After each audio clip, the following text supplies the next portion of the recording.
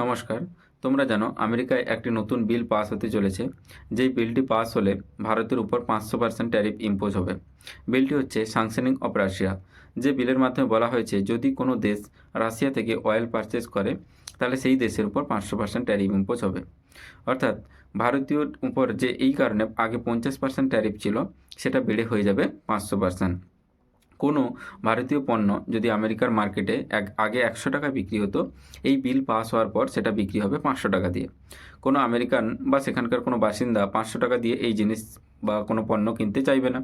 এর ফলে রুপির ভ্যালু কিন্তু আরও নিচে নামবে এবং ভারতের অর্থনীতিতে এর একটা ব্যাপক ক্ষতির প্রভাব লক্ষ্য করা যাবে। কোন কোন দেশের এই ট্যারিফগুলো লাগু হতে পারে? ভারত, ব্রাজিল বা হচ্ছে চায়নার মতন দেশগুলির উপর। অন্যান্য ইউরোপিয়ান কান্ট্রি বা নেটো কান্ট্রি কিন্তু রাশিয়া থেকে প্রচুর পরিমাণে ন্যাচারাল গ্যাস পারচেজ করে। সেক্ষেত্রে যেরকম ফ্রান্স, বেলজিয়াম, হাঙ্গেরি, কিন্তু সেক্ষেত্রে সেগুলি যেহেতু আমেরিকার অ্যালাই কান্ট্রি, তাদের উপর কিন্তু ট্যারিফ ইম্পোজ হবে না। কিন্তু ভারত, ব্রাজিল বা চায়নার মতন দেশগুলি যেগুলি আমেরিকার কথায় উঠে বসে না, তাদের উপরই ট্যারিফ ইম্পোজটা হবে। কোনো শক্তিশালী দেশ যার সামরিক শক্তি বেশি, যার সেনাদল বেশি, সে যদি তার যদি তেলের দরকার হয় বা সে কী করবে না, যে সমস্ত দুর্বল দেশে অয়েল রিজার্ভ আছে সেই সমস্ত দেশে নিজের মনোমতন সরকারকে বসাবে, নাহলে রিজিম চেঞ্জ করাবে, নাহলে সেখানকার প্রেসিডেন্ট তার স্ত্রীকে তুলে নিয়ে যাবে, হিউমিলিয়েট করবে।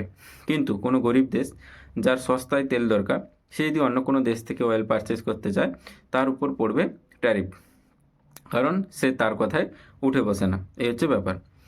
আরেকটা ব্যাপার, ইন্টারন্যাশনাল সোলার অ্যালায়েন্স, যেটা ভারতের লিডারশিপে, ভারতেই তার হেডকোয়ার্টার, সেখানে আমেরিকা সেখান থেকে বেরিয়ে গেল, কারণ সোলার নিয়ে তার কোনো মাথা ব্যথা নেই। রিনিউয়েবল এনার্জি বা ভবিষ্যতের যে এনার্জির সোর্স হিসাবে আমরা রিনিউয়েবল এনার্জিকে প্রমোট করব, সে বিষয়ে আমেরিকার কোনো কোনো মাথা ব্যথা নেই, সে সেখান থেকে বেরিয়ে যেতে পারে।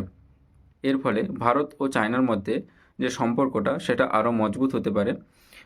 বিভিন্ন কনস্ট্রাকটিভ কাজে ভারত হয়তো বেশি চায়নাকে প্রেফার করতে পারে এবং আমেরিকার সঙ্গে দূরত্ব বাড়তে পারে। এই বিষয়ে তোমাদের কি মনে হয়? অবশ্যই তোমরা কমেন্টে জানাবে।